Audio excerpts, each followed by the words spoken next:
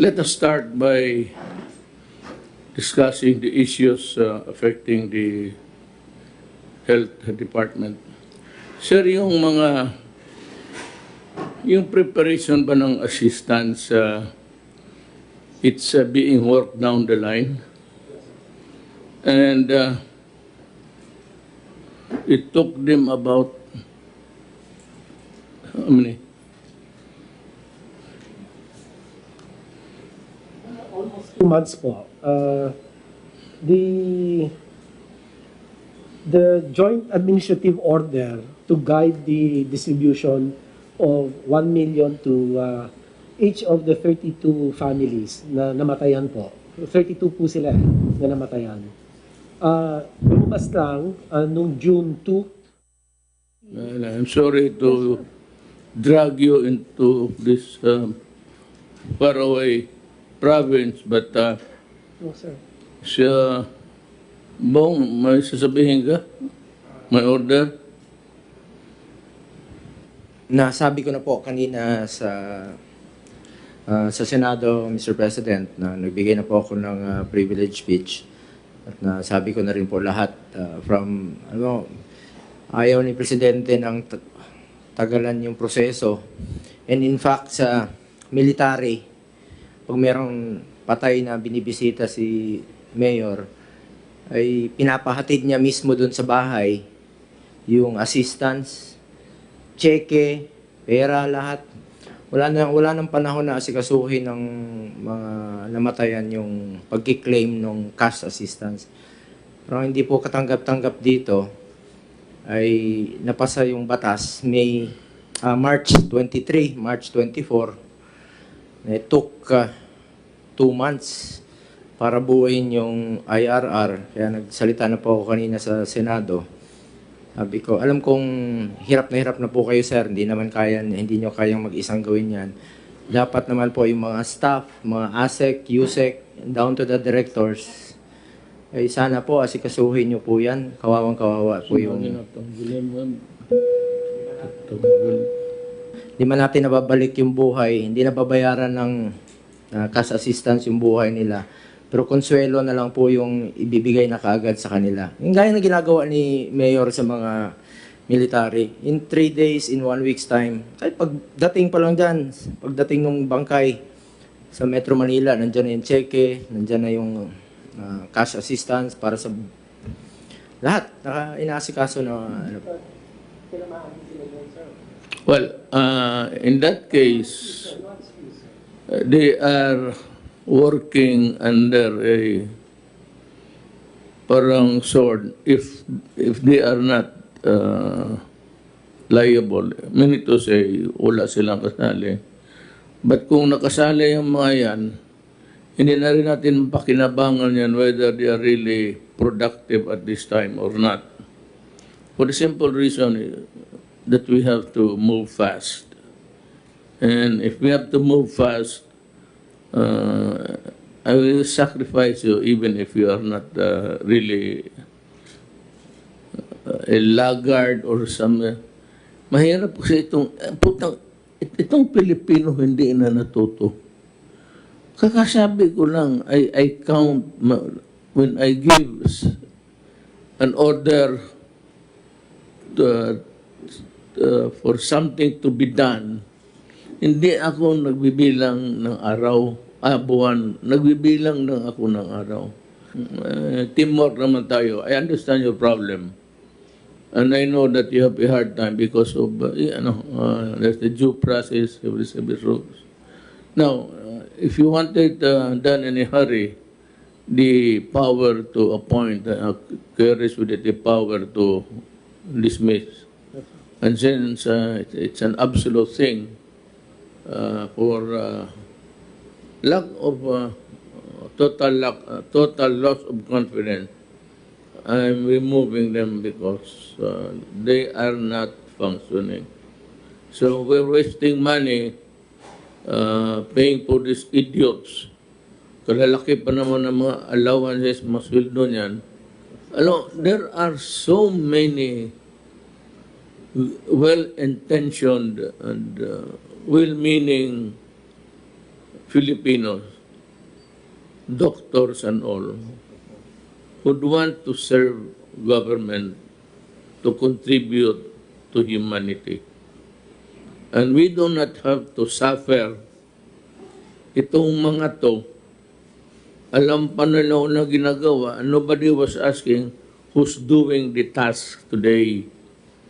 Nobody was asking o saan ba yung natapon yung responsibility of preparing the implementing rules and regulations. That was what they were saying na wala. Ngayon, kung ikaw pa, I said, just like me, you cannot run your own errands. Yung trabaho mo, hindi mo, ikaw na lang lahat dyan. That's what it's called. You cannot run your own errands.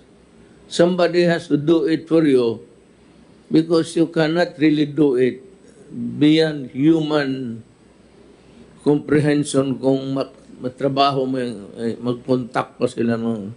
So why don't they just go to the DILG and ask for help? Sana paano ba ninyo dinistribute ang pera pati yung tulong? Itong mga putang inan to, wala, malayo masyado sa ano. I do not think they are really prepared to join government. That's the problem.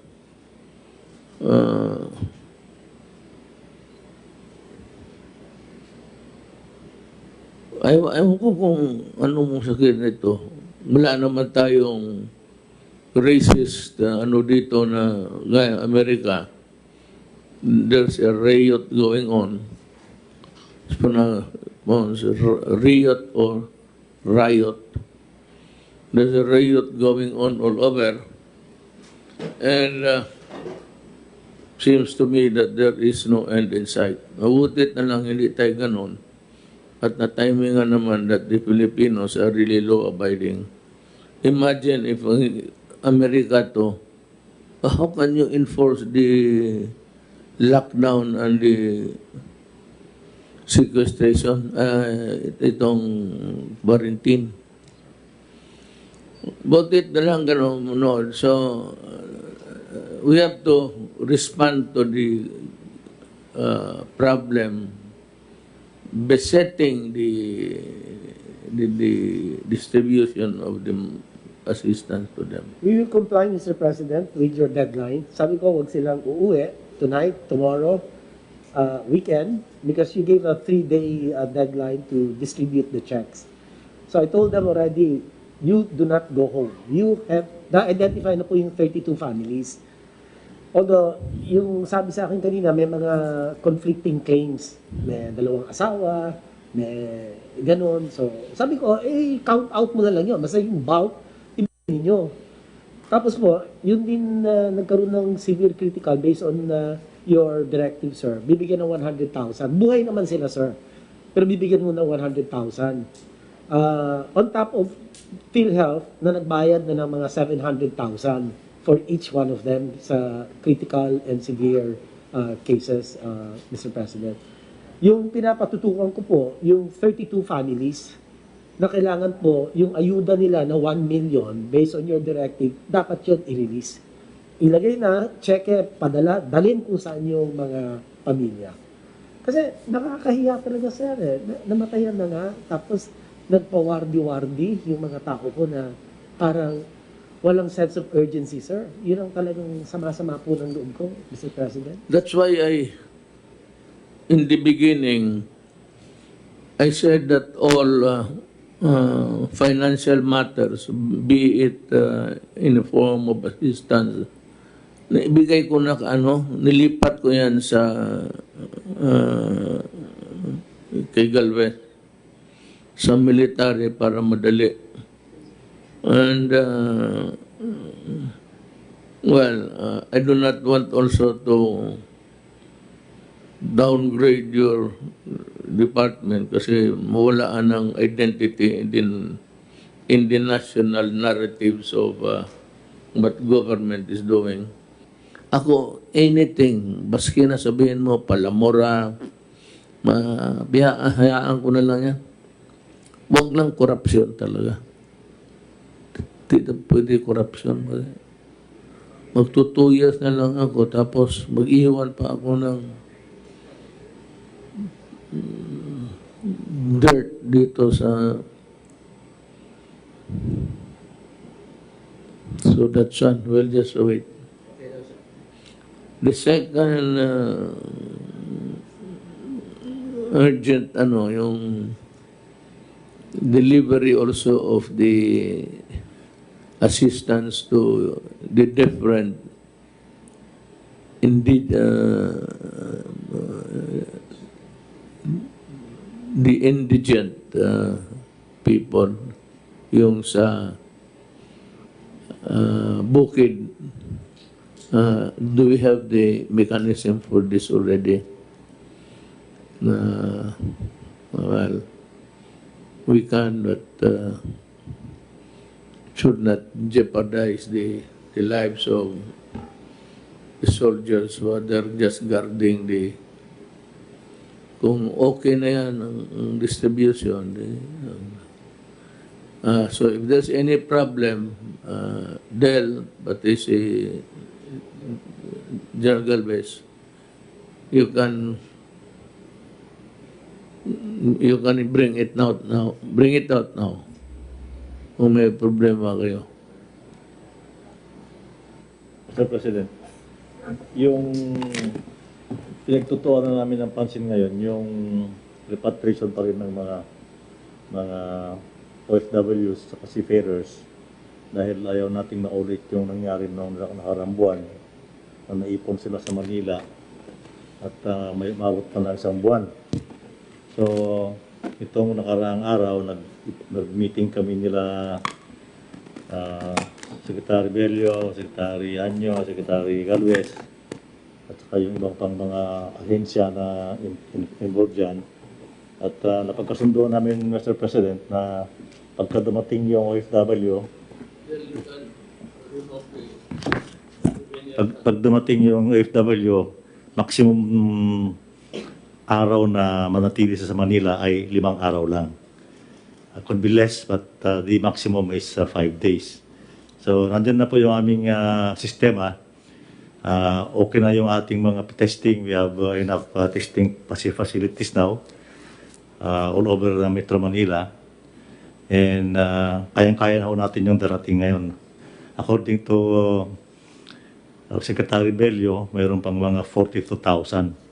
So siguro ang gagawin namin nila Secretary Galvez at Secretary Anyo ay control natin yung pagdating. Siguro 1,200 a day. 1,200 a day. Kung medyo lumuwag-luwag pa, we can increase that to 1,500 or 2,000. And then, para mabilis yung ating processing. Ngayon, Mr. President, maliban sa OFW sa seafarers, marami din tayong mga Pilipino na nasa abroad. Hindi sila workers, mga returning Filipinos na naipit, mga turista na naipit doon sa ibang bansa, estudyante, at saka yung mga permanent resident ng Pilipinas na mga dayuhan. But they have their homes there. Kasama na ho yun sa ating ipaprocess. So, pero separate sila doon sa OFW dahil yung OFW at saka seafarers, tayo sasagot sa kanilang mga testing, yung overseas Filipinos na babalik ay sa kanilang gastos po yun, Mr. President. So, maasahan po ninyo na itong darating na araw ay maayos na ito, smooth na itong ating ng processing ng mga OFWs. Yes, I would just like to know if there is somebody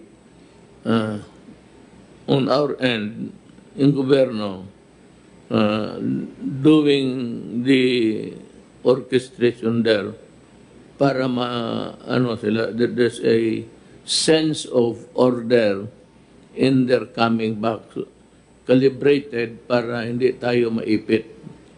Yes, Mr. President. Ang arrangement ngayon, yung DOLE, yung labor attaché doon sa ibang bansa, nakikipag-coordinate sa DFA para pag bago pa lang dumating dito, bago pa umalis, alam na namin kung sino sila. E pagdating dyan sa airport, nandyan din yung ating task group, one-stop shop sa airport under Secretary Yano. Mahigpit po ito, Mr. President. Magaling itong si Yusek Yano. Ka-appoint lang namin ito nakarang araw at talagang hindi niya tinutulugan nandun sa palagi. So, okay na po yung ating orchestrate niyan. So, DFA, yung Labor Attaché, mag-coordinate sila din. Punta rito sa DFA yan, tapos kasama na rin ang DOLE, and then ilagay natin doon sa one-stop shop para pagdating nila, alaman nila kung yung mga pangalan, alam nila kung saan pupuntang probinsya para mabilis na yung ating monitoring. That's good. Kaya pala, Mr. President, yung inyong order na ipadala natin sa probinsya yung 24,400. Boy, passer mo. Okay, okay na po. As of end of June of May, yan na po ang naipadala natin sa mga probinsya. Yeah, that one. Yeah, the day that we learned about the plight of the returning overseas Filipino, we were able to implement a solution for them to be back home. This should be our number one worry because they are Filipinos. So, I'd like to commend you, General Galvez, for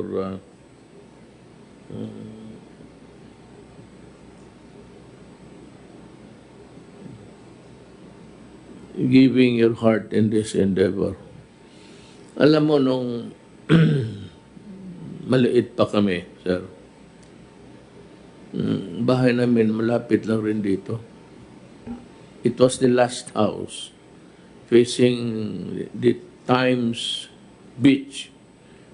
Ito, kinain lang ng erosion eh. Beach ito noon. Dinner time. Alam mo, itong mga anak ng politiko, saya mo siya hindi, gagapangin ka. Gagapangin ka talaga ng panahon. So ako naman, ako yung pinaka-maingay bugiro sa pamilya. Sabi ko, gusto ko kung ako gobernador rin. Tapos itong mga kapatid ko, mga ulol, ako, mayor, ganon. Pinara kami ng tatay ko, sabi niya, shut up. Sabi niya, kung magpasok ka ng politika at peke yung loob mo, and you want to be just called governor, yan ang gusto mo, tawagin ka governor. Maligaya ka na niya. You know, do not enter politics if you do not have the heart for the people. Sabi ng tatay, kung kita mo ako, gisingin ako dito ng madaling araw, may problema. Gisingin ako ng municipal mayors, kay may heart attack yung barangay captain. So, day at a time or night. Sabi niya, you must, I said, be ready to serve. And you cannot serve pang matagalan kasi papagurin ka, ma-burn out ka. At kami noon, wala pa naman masyadong hotel. Ang mga municipal mayor, lalo ng Oriental, wala pang road. Well, it was built during my father, pero walang road pa. Magsakay ka pa ng barko. Pagdating dito, sa bahay pa magpunta. Kaya, yung bahay namin maliit. Hindi naman kasing liit, pero maliit talaga. And we have to wake up and transfer to the room, sleep on the floor in my mother and father's bedroom, because ina-appropriate nila mga pamilya ng ganun nun ang politika sa ano. So, parang yung rapport ko sa tao went beyond my father and I was able to see. Sabi ko kung itong ganito, kung wala ka talagang pagmamahal sa Filipino, walang mangyari. This is not an easy job to do. It requires you to think and find ways to solve the problem. You know, maybe not here, but in some place, when you die, there is a special place for you. In heaven, if you are as good as me, but if you are bad, the hottest place in hell, nandoon yung mga tao na tarantado. I'm sure I'm not going there. Kung kasalanan ko lang, babae, wala. Hindi man ako nagnakaw, hindi man ako. Kaya sabi na, you have to love the people whom you serve. Now, let's go to Secretary Anyo. Sir, how's the distribution? Is it good? Ang gusto ko lang tanong, sir, yung nagdoble ang bayad, pati yung kinaltas na pera sa gobyerno, be it the mayor or the barangay official's task to do it.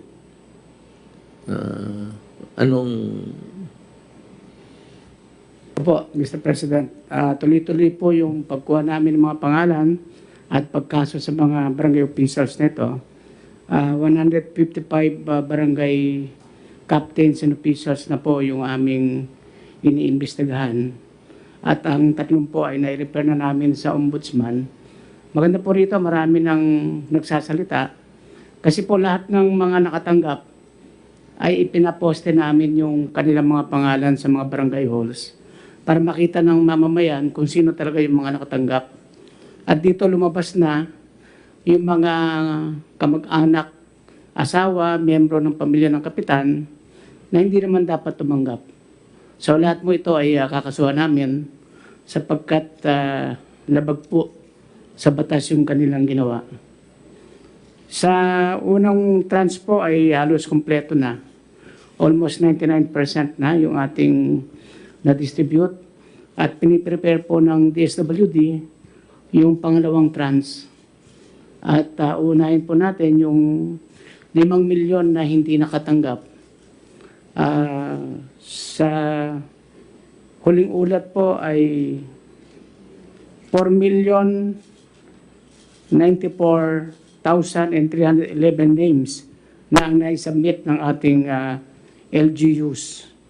Sila po yung bibigyan ng priority. At nakahanda naman na din po sa second tranche, tutulong yung Armed Forces at Philippine National Police sa pagdidistribute.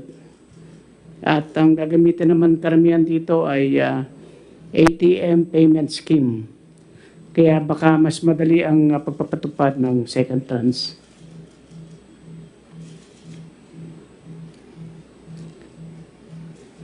So tuloy-tuloy po, Mr. President, yung pag-iimbestiga natin at maraming pangalang dumarating sa amin.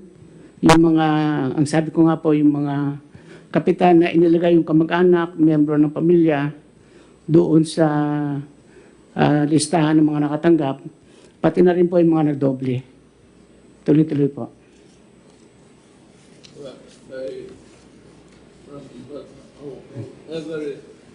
However you look at it, it's still malversation. Once public money reaches your hands for a specific purpose, tapos na wala. And even donations during typhoons or calamities. Pagka may tao nagpunta sa barangay captain, sa mayor, na mubigay ng pera, Pag tinanggap mo yan, becomes public funds already. Doon sa kunin mo sa purpose. For what purpose? If it was given for a private purpose, fine. So kung sabihin mo, tulong para sa tao sa napinsala, sa bagyo, gano'n, wala. Public funds yan. Sigurado. Secretary Anyo, one question lang po. Maraming nagtatanong sa Senado during the hearing. Yung sa motor, mga kamag-anak naman sila, mag-asawa o mag-anak, ano pong decision ninyo dito? Kasi nahirapan sila ngayon, yung iba nagbabike na lang po sila. Motor yun ang medyo maraming gusto na basta kamag-anak, anak, magkasama naman po sila sa bahay nila, papayagan ba silang mag-angkas? Kasi hirap talaga sila ngayon sa transportation. Walang jeep, walang bus. Minsan naglalakad na lang po daw yung iba. Yes, naiintindihan po natin yung hirap. Pero sa base po sa panuntunan ng DOH, yung minimum health standards na physical distancing, napakahirap i-practice sa motor. At kahit sabihin natin na sila ay mag-asawa o magkapatid, pero ang virus ay walang pinipili kung mag-asawa. Kaya nga kahit po sa bahay, dapat may physical distancing pa rin. Kasi hindi talaga guarantee na kung magkapatid o mag-asawa ay parehas kayong negative. Lalo na kung pupunta kayo sa opisina, pag uwi ninyo, hindi natin alam kung may virus nang dala yung isa, magkasama sila sa motor. The next day, yung asawa naman nung napunta sa kabilang opisina at nahawa. So, ito naman po ay hindi forever. Darating naman tayo sa bagong normal, kung saan may mga zero cases talaga na, pwede natin pong ilaw. Pero sa community quarantine natin ngayon, pwede natin makita sa data analytics kung saan pa may mga cases. Mahirap kasing mag-gamble na kung mag-asawa pwede nang magkadikit sila, lalo na sa publiko. Actually, sa loob ng bahay, wala po tayong magagawa kung sila'y mag-violate ng physical distancing. Pero sa publiko, napakahirap makita ng iba na pinapayagan nating magkadikit sila at nagpapatupad tayo ng physical distancing at saka pagsusunod ng mask. Napakahirap po talaga. Pero health po pinag-uusapan natin health risk. Hindi yung convenience, hindi yung makakatipid sila. Pero buhay pagka nahawa yung isa, sigurado mahawa yung isa, it is costlier kung mamamatay sila. So sa ngayon po, yan ang stand namin ng DOH habang wala pa tayo sa bagong normal o habang hindi pa natin talaga nasisiro yung case sa isang lugar, hanggang ngayon ay yun muna ang ipapatupad natin. Ako, sang-ayon ako na mahirap talaga ngayon. We are in hard times. I don't know if we can go back to the same old style natin noon. But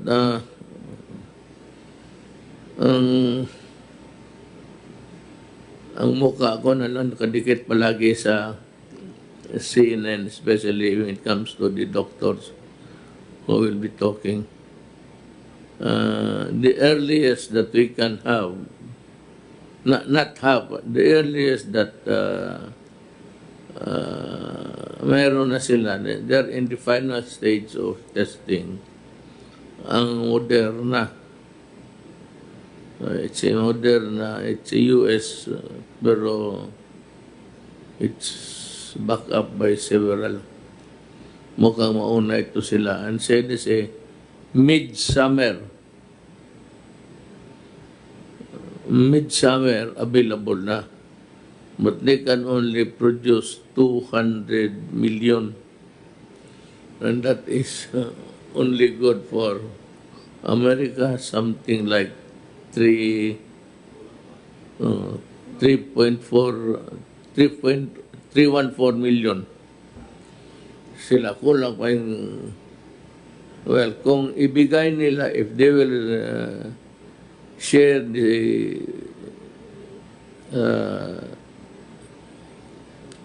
yung technology, give it for free to everybody, Pare-pareho lang kasi tayo sa gobyerno. We are just employees, all of us. We are workers of government. Kaya ako yung pinapatanggal ko yung Your Excellency. The word itself is it's a burden to yung paggamit ng the President, Rodrigo Duterte, or Cardinal, tapos Archbishop of Manila. Yun ang Your Excellency, Your Excellency. Nag-umpisa yan doon sa nung nag-mayor ako, tapos yung ni-retain, hindi pinalitan lahat ni Cory, they retain about 1, 2, 3, 4. Yung hindi masyado partisan, pero puro mga manoy, kawatan talaga. They would address me, Your Excellency. Do not call me Your Excellency. I am not Your Excellency. You call me Mayor. Kaya Presidente, ayaw ko. I'd appreciate it more. You just call me Mayor. Huwag mo na dagdagan yung Presidente. Just a title. After all, I said we are all workers of government. I do not mention Malacanang in public. I just say my office. And I say we are workers of government and we have to do something about it. I'd like to this time shift from a conference with the cabinet members together with Senator Bongo. He is here because he's complaining to me. And I said, what is your stand? I said, I'm going to deliver privileged speech because this is something which boils down into a public interest. Di sinasabi ko na noon na madalian to. Itong mga assistants dapat dumating kasi nga pagkain ng iba. Kung pagkain, mabahaw na yan, mapapanis na. Kaya pati yung mga bigas, sabi ko, it must be delivered forthwith. Or, another word for that is immediately. Ang nangyari ho, dito sa release ng namatay at nagkasakit, at yung 1 million sa namamatay, iutos ito sa Bayanihan Act. At bakit?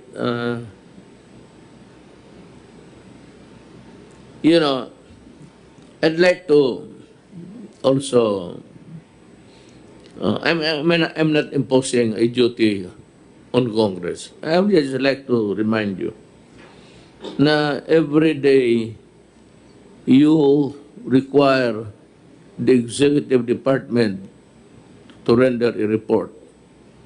Every day yan. So dapat nakita na rin ninyo, nasilip na rin ninyo, bakit wala yung tulong sa namatay pati nagkasakit. Parang assistance, in the form of assistance. Yung 1 million para sa namatay, lalo na yung mga doktor, hindi dumating.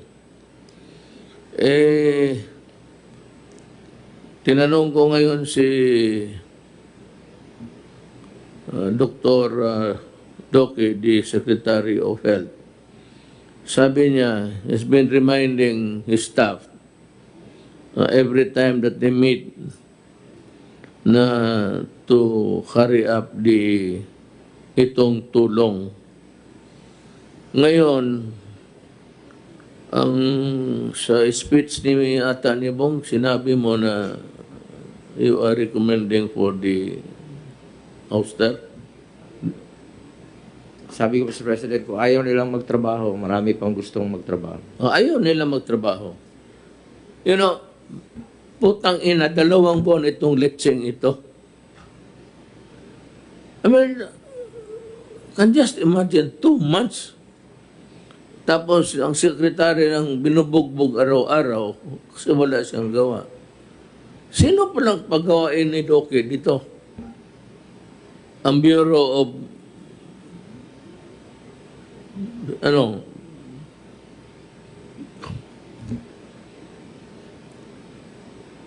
sino magawain niya? Pagawain niya yung Department of Health, hindi yung Bureau of Fire. Saan mo pala siya maghingi ng tulong? Where do we get the resources? Both money and the human workers there. Sa kanyang opisina.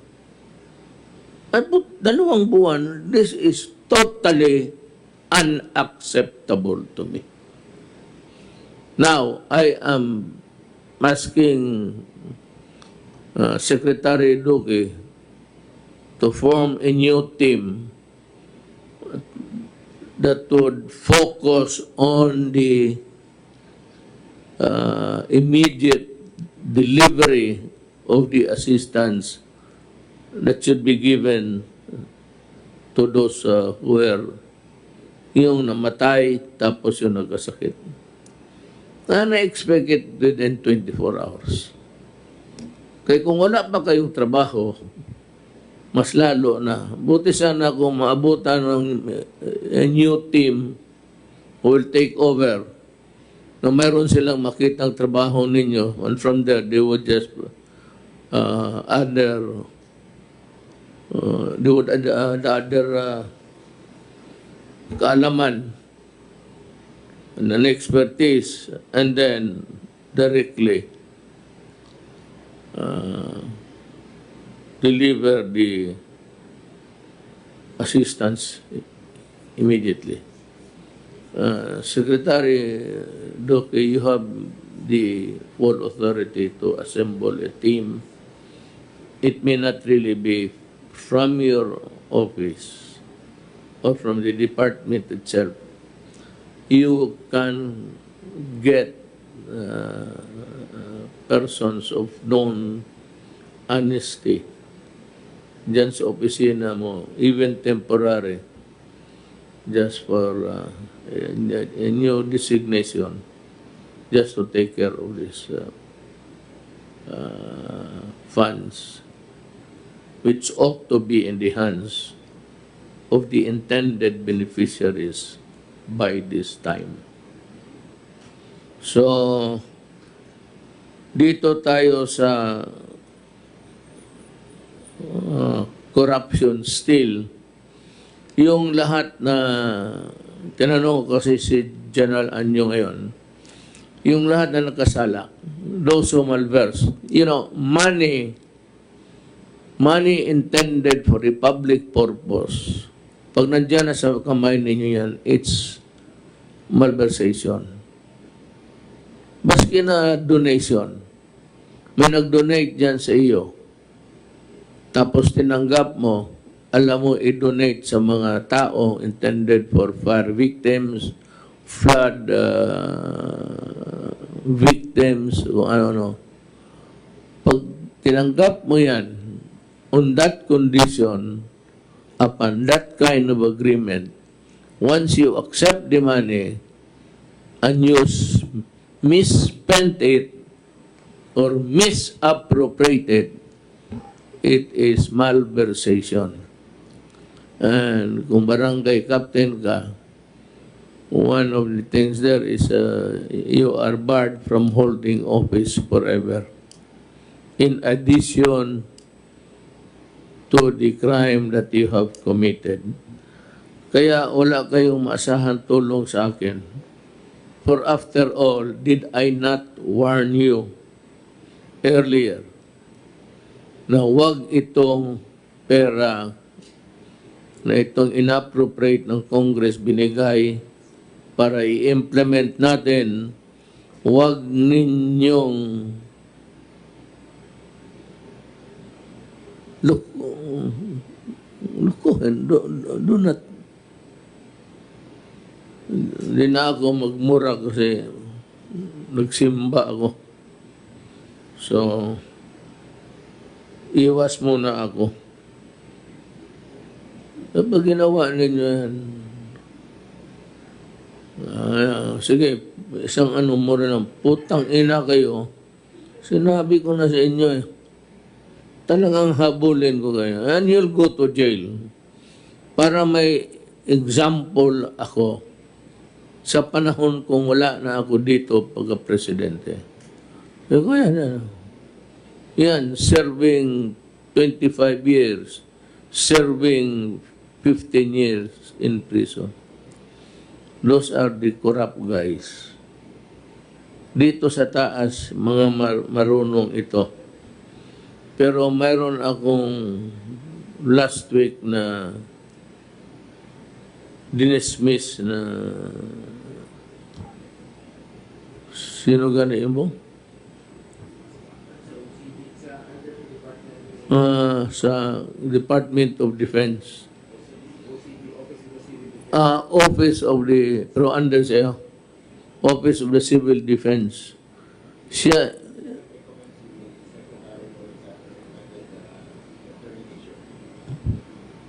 yung tigabili. Siya yung purchaser. Tapos siya rin yung doing what he wants with the money. Sabi ko, hindi ninyo pera yan, huwag ninyong gastusin. Hindi yun. Kayo naman, yung mga scam ngayon, mga mask, mag-order kayo through online, Sos Mariosep. Huwag kayong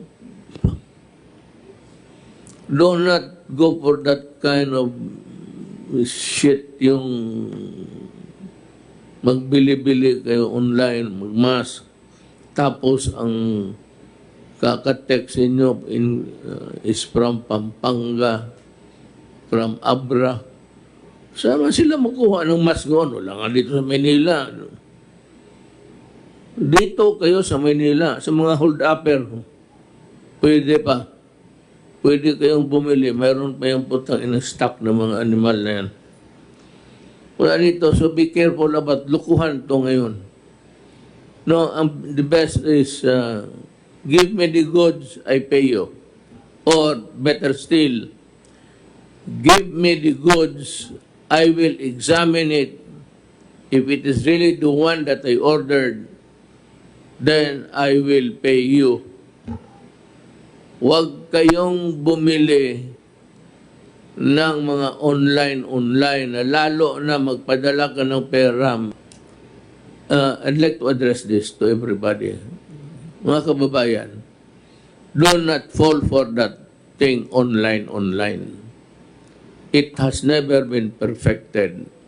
And all the scams that man could think of that they can perpetuate on the innocent public, pinag-aaralan nila yan.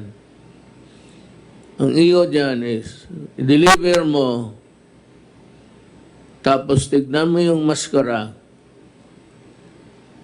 Kung hindi isang ayon sa in-order mo, papasukin mo sa loob yung nag-order ng nagdala ng mask. Talian mo. Pagkagabi, maghanap mo ng sakyan, ihulog mo sa Pasig River. Mamili ka. Maraming tulay dyan. Alas 3 na madaling araw, wala na dumadaan dyan. Baski anong ihulog mo, wala nang makialam dyan. Itong mga animal na ito, they take advantage of the misery of people. Kung ako, yan ang gawin ko sa inyo. Talian ko yung paa ninyo, pati kamay ninyo. Saksakan ko yung bunganga ninyo, yung medyas ninyo mabaho. 5 araw na walang laba. Tapos talian ko ng panyo. Ihulog kita sa Pasig. So, yung mga ano, nandito na naman tong mga ano, gustong lumabas, basta kung labas ka, if you are those allowed to go out, do not forget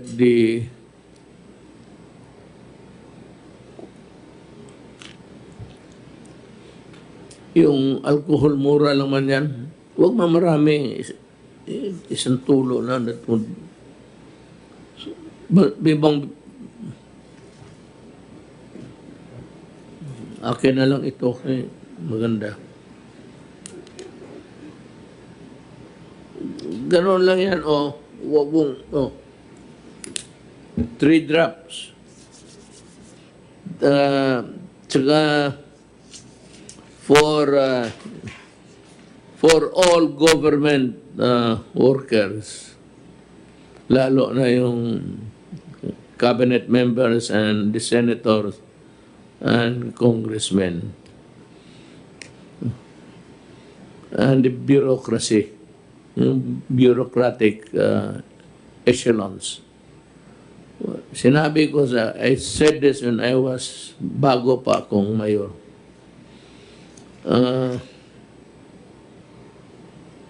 Panahon sa lukuhan, hindi naman talaga natatanggal yan. There's always a sucker born every minute. Huwag kayong magpaloko, lalo na yung maggamit ng pangalan ko. Kasi yung maggamit ng pangalan ko, sigurado, palpak yan, racket yan, krimen yan. Kasi kung negosyo mo tama, walang problema, bakit gamitin mo pangalan ko? So, if they go to my son or sons, or my daughter, si Inday, pero just to emphasize the point, maski sinong magdala na Duterte siya, do not entertain. Sabihin mo, ma'am, sir, pwede ho kayong lumabas. We are not allowed to entertain you. And whatever you are asking from us, it has to be denied.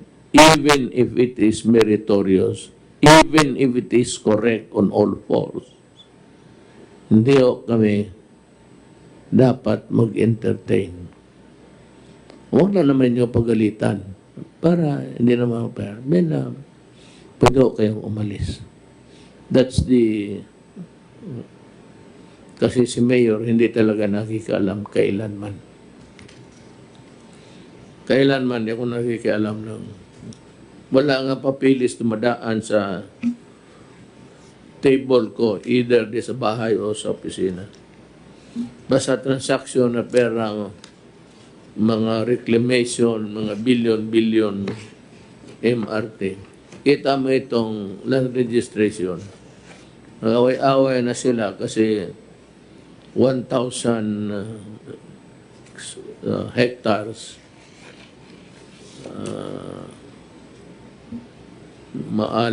amari tayo nito. Reclamation, marami ng away. Pera, 1,000 reclamation, that's billions and billions. But in the process, you will kill the entire Manila, Metro Manila. Mahirapan na ang tao doon. And even the canals would no longer have the egress and ingress of water, let alone the absence of the water treatment. Now, on the side, I will be starting tomorrow. I think that the papers are here with me now. I will review the contracts that are proposed by the government panel to the Ayala and Pangilinan Consortium. na ako okay na ako basta mabawi lang ng pera ang tao. Even in installments sa ano ninyo, but you have to make some amends. Nagkalma ako kasi whether I like it or not, water is very important in our lives. So, okay na lang ako. But yung nawala sa tao, kung ano ang nawala sa kanila, that has to be paid back. Whether in installments, over a period of years, but you have to return the money to the people. Wala na akong, yun lang. Okay na ako, and you can have your contracts if it is to your liking. But if it's not, then we proceed with another phase, which is really filing of the cases. Ako naman, in the process, I was very, well, of course, adamant and said a few cuss words, of which I apologize. Sa galit ko yun, naloko ang tao, ilang taon. At parang, I'm willing to forget it. Just give us a contract that is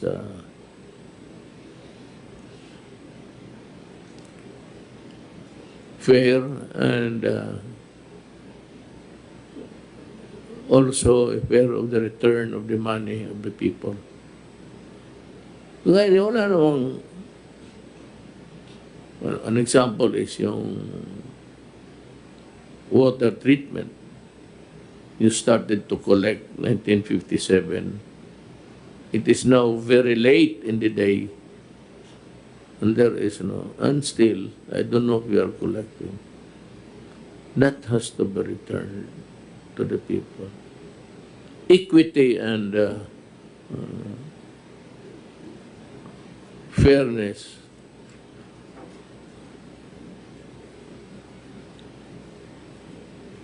requires that we should return the money to.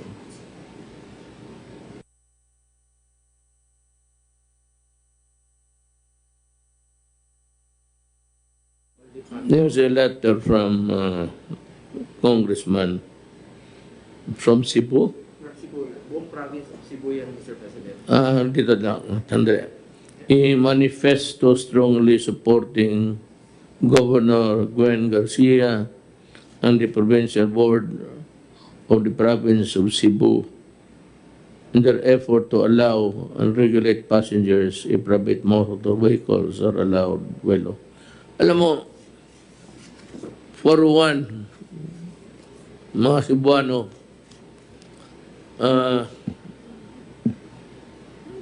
nanalo ako sa Cebu by binigyan ninyo ako ng boto na makalilisang.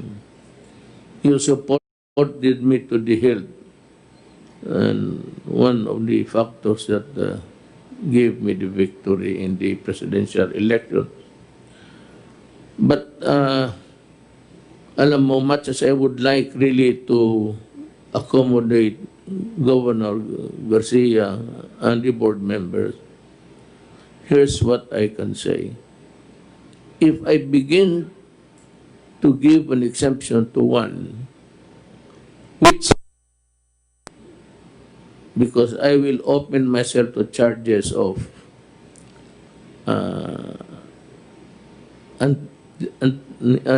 anti-graft law, giving another an undue advantage. There's a provision there which is, there is the third sentence. Giving undue advantage to the other, to the prejudice of another. Giving advantage to a person to the prejudice of another in a matter of ganito. So, pag binigyan ko kayo ng exemption, and the others will follow. Hindi nga siguro magdemanda, but others, not from government, we want to just test the capacity of a president of breaking the law. Kung idemanda talaga ako, I'm a prosecutor, I said before I became mayor, I think may tama ako dyan. That's one. I go to prison. Second is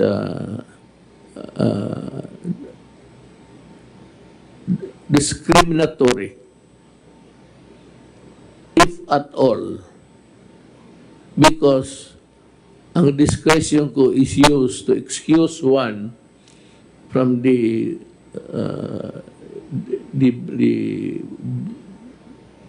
burden of the law that is placed on another. Pag excuse ko to na talagang hiritan ako ng kaso, sigurado yan. Now, or after I go out of the office. Ang tinatakot lang naman nila sa akin na ipakulong nila ako sa International Court of Justice, Court of Criminal Court. Hindi man ako naniwala dyan. Pero dito, Philippine setting, talagang mayayari ako. If somebody will file a case, yan ang mahirap sa prayer ninyo. Gusto ko, alam ko hirap kayo. Sabi ko nga, asawa mo yan. Alang-alang ipaangkas mo sa ibang lalaki kasi maghawak sa katawan yan. Mind you, kayo nagasakay, nagaangkas ng motor. Huwag kayong maghawak dito sa side lang, yung sa upuan. You have to place your hand around the guy. Tapos, hindi naman mag-embrace, but para hindi ka mahulog. At yung bump ganun, kasi ang katawan niya, magbabalance-balance yan, kasama ka na. Kung saan yung katawan niya, sabayan mo. Now, I'm sure that many are not so happy with their wife embracing the motorcycle driver.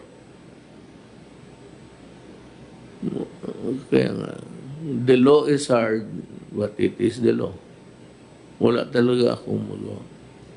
Itong akin po, hindi, it's not my discretion. Just because I'm the president does not mean that I can ignore the laws of the land and favor. Wala akong ipagmalaki na sa gano'n. Yung mga cabinet members ko, hindi ko makilala yan. Hindi ko makilala. Except for Secretary Doki, I remember I was at the lobby of, at the entrance of Shangri-La. Tapos somebody whispered to you, nandyan si Mayor. Then lumapit ka sa akin. I'm Secretary. I know. You are very popular, sir, sa TV. Hindi ko alam hanggang ngayon. Hindi ka na naghinto maging TV. I am sorry.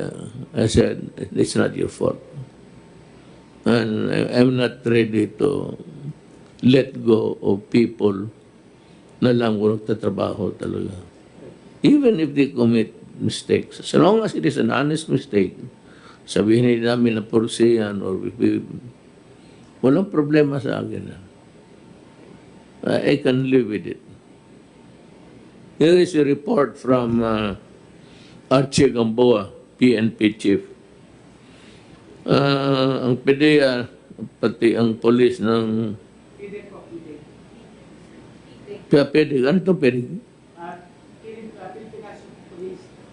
Philippine National Police Drug Enforcement Group. PDEG ang Bulacan PNP Provincial Office successfully telegraphic man ito successfully sabi natin arrested in a buy-bust operation in Barangay Lias, Marilao, Bulacan on June 4 today at 3 p.m. Suspects were Yuwen Kai, Chinese national, Angela Tulio, Len Tulio. The whole consists of 63 boxes of shabu, which when weighed, it would amount to 756 kilos, worth 5,140,800. It's Mr. President, 5 billion po. 5 billion and 140 million. 5,104,800. It's 5.1 billion, one of the highest. Kayong mga human rights, makinig kayo ha. Makinig kayo. Potang ina ka, makinig kayo sa akin. Ang Pilipinas hindi talaga nahinto. We are already a transshipment at saka yung Senyalosa, yung dreaded gang ng South America na Senyalosa sa lugar ng Mexico yan, pumapasok na dito. Kita mo, 5.1 billion.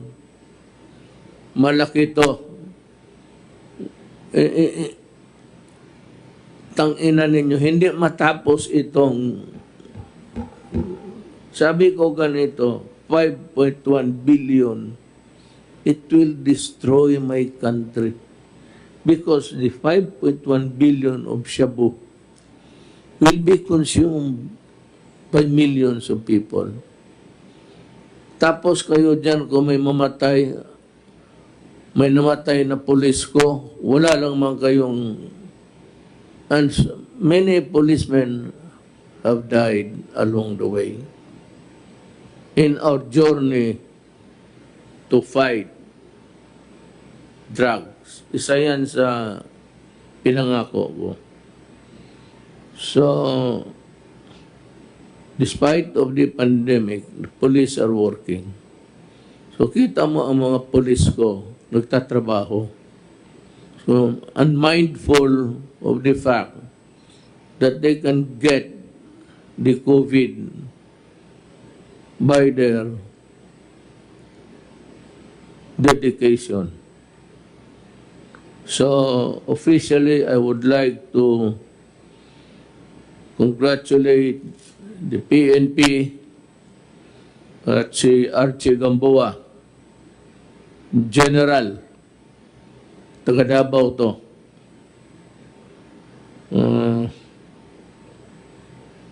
You have my snappy salute. I will talk to you when I go back to Manila. Hindi talaga mahinto itong... Whoever said that ang shabu na every day, you look at the crawler, yung tumatakbong linya dyan sa TV yan. You call that a crawler. Ko-crawl, kamang crawl. Gapang. Kamang is Bisaya, gapang pala. Pero ang Bisaya, kamang, may ibang mangamang o kuwan. Mangawa, mga kamang o uyab. Ito kina 5. Tapos idemanda ninyo ako ng ano? Ng human rights. Ikaw, Trillanes. Maligaya ka sa nangyari sa buhay ng Pilipino ngayon. Puro ka lang daldal. Always complaining. And yet your kapwa mo sundalo nagtatrabaho. Mista mo nagtatrabaho. Ikaw, you rebelled against government, almost destroying the republic. You've been a senator, you did nothing but to glorify yourself. Now you are criticizing about still itong droga. It's 5.1 billion and you might want to check it out. What I'm saying is, aside from the NPA,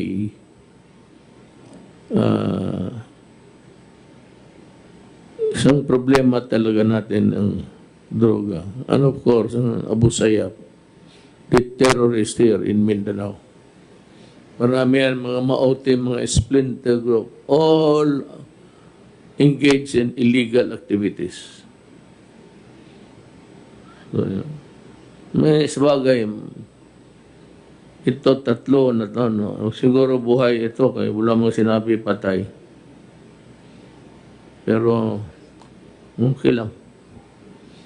Okay lang. Kaya may mga tao talaga na hindi rin matanggap na konsensyang mamatay. Pero ako, sabi ko nga, if you destroy my country distributing 5.1 billion of shabu all throughout the country, I will kill you. I will kill you and I will say that itong mga Chinese, I'd like the Chinese government to know that there is so many ways of fighting corruption. But one of them that is really